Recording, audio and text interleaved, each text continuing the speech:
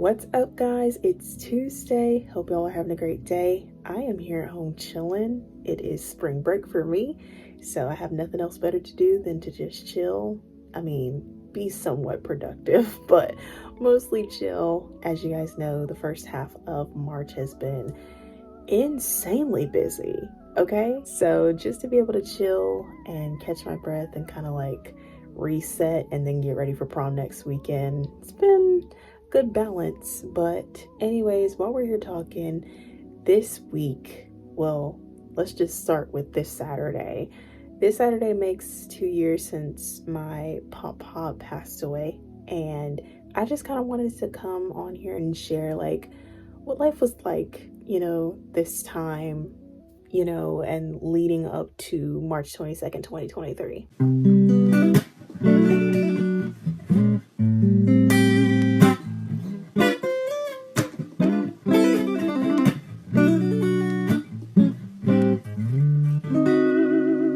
I feel like this week for me, in March is like somewhat subconsciously stressful and full of anxiety.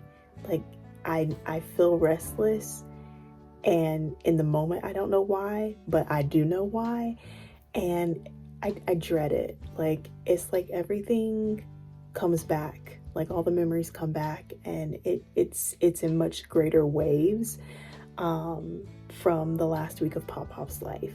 And to anyone who is currently in the process of losing a grandparent or has lost a grandparent, I am so very sorry. I have been on this roller coaster ride twice, actually, losing both paternal grandparents in less than 5 years, and I understand the ups and downs of this journey, and it's nothing new to me. Just like certain things that you don't ever forget when you're in the process and on the journey of losing someone that you love, it's like every single detail is unforgettable. As I have shared, since PopPop has passed away, he dealt with various illnesses in the last decade, honestly, of his life.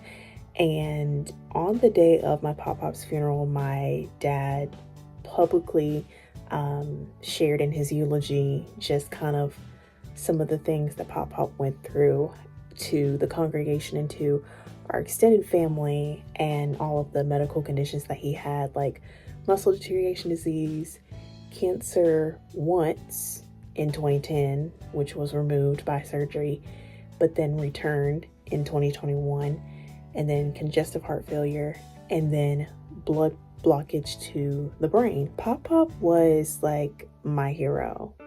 He was always there, and I can't remember at what point it was, and it might have been honestly October 2022 when PopPop had like this major heart attack scare, and I started realizing like I'm losing my hero because I'm becoming that hero for him now, because he needs that more than ever. And watching how much it hurt him to realize that he wasn't the hero that he used to be was very hard. I remember like 2 years ago feeling like I had like just lost my heart for everything, like all of a sudden. And I think that's really when I started to feel like the exhaustion of all of it just crashing down on me. It was like this constant battle of, yes, I want to go to PopPop's house. I want to see him. I want to spend as much time as I possibly can with him. And it was also hard because it's like I don't want to go, because I don't want to see the same thing every time and things not change. You know what I'm saying? And things aren't getting better. And it was heartbreaking. I have to say that by far was one of the hardest things for me, because I loved PopPop so much. And I wasn't mad at him. I just missed him, and I missed him before I lost him. And I lost him before I lost him, in a sense. And so, just seeing him physically, the swollen arms that I had laid on, and then his swollen hands that I held and his swollen legs and just like the slurred speech and everything. Like, I had such a different version of PopPop that was at his lowest, the most sick. And that's what I really hated the most. You're not just losing someone, but you're losing you. You're losing the part of who you were to that person that you're losing. And for 16 years, 6 months, 1 week, and 3 days, PopPop was physically active and involved in my life.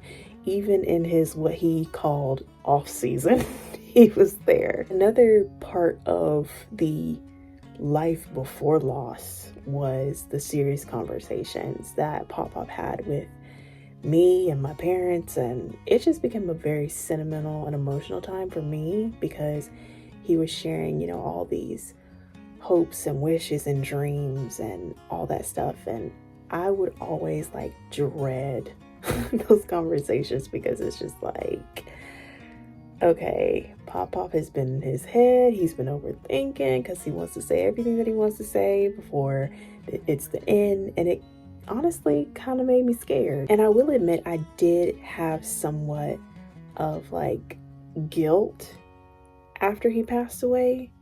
And like this overwhelming feeling like of what I could have done, like something that I could have done, you know? And even though we were told over and over and over that there's nothing you can do, there's nothing you can do, like still, like that just wasn't good enough for me. Like, you know, when you love someone so much, you feel like there's something you have to do. I remember PopPop when he had the heart attack and we didn't even know that was happening. I was convincing him to go get checked out because he was not feeling good. And I said, if you don't do this for anybody else, please do it for me. And I strongly believe that if that call was not made, that there wouldn't have been any Christmas, there wouldn't have been New Year's. In that moment, I don't know, I just felt like I saved him.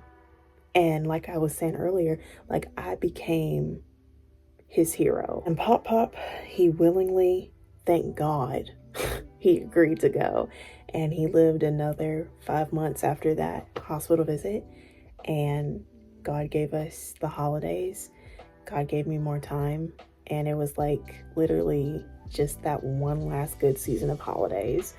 And so we fast forward to the week where it all went down. And I cannot tell you how much of a blessing the last week with PopPop was. So PopPop passed away the week after my spring break in 2023.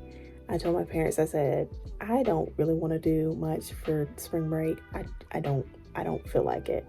Like I just don't. And I just wanted time with my parents and with PopPop. And I just felt like being too far away, like away from PopPop especially, was gonna scare me just because of distance and just not knowing, you know, what would happen. Every day was just kind of scary because we didn't know when PopPop was going to pass away. There was just so many factors into all of it that is just mind-boggling to me. And I'll share more about that in couch conversations this weekend. But we had the best laughs that last week. As we were laughing, you know, there were some tears sometimes because there were moments I realized like it is going to be quiet and this room is going to be empty and it's not going to sound like this anymore.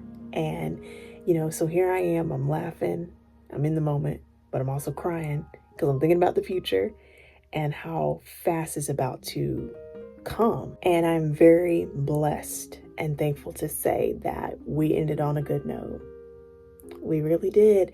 And that's the way I like it. The last thing that we said to each other is what we've always said to each other. You know, I love you. And he said that to me. I said it back to him. And I meant what I said. and I know that he meant what he said. He spent 16 years, 6 months, a week, and 3 days proving that he loved me. And I would give anything to say it again and to hear it back. But for the rest of my life, I'll just have to play it on my phone. His last I love you to me was followed by see you later. And of course, I had no clue that that specific time that he said it would mean like see you later, like in eternity. But just how beautiful is it to love someone so much that you'll wait an entire lifetime just to see them again. I really don't know if I can say that my heart is just as broken as it was this time like 2 years ago or a year ago, because some days are great and there's other days where life feels like March 22nd, 2023 all over again. But I just wanted to share, this journey. I mean, hey, it's my channel. It's my journey, it's my life, it's my story. And one of the parts of grief that we grow into as we go on is talking about it and how it affects our lives. Grief is often compared to an ocean because, we're literally riding the waves. I mean, waves, they are filled with such unpredictability. At one moment, they're calm and they're peaceful, and in another, it could be chaotic. So to anyone riding the waves with me, trust you are not alone. And I love you guys. I love you guys so much. So today I shared with you guys kind of life before loss, somewhat after, but mostly just those moments and things that were hard leading up to the hardest moment, honestly. And then in Couch Conversations later this weekend, we're going to talk about the life after loss part and how life has been in these past 2 years because of the week that it is and has been and possibly will be.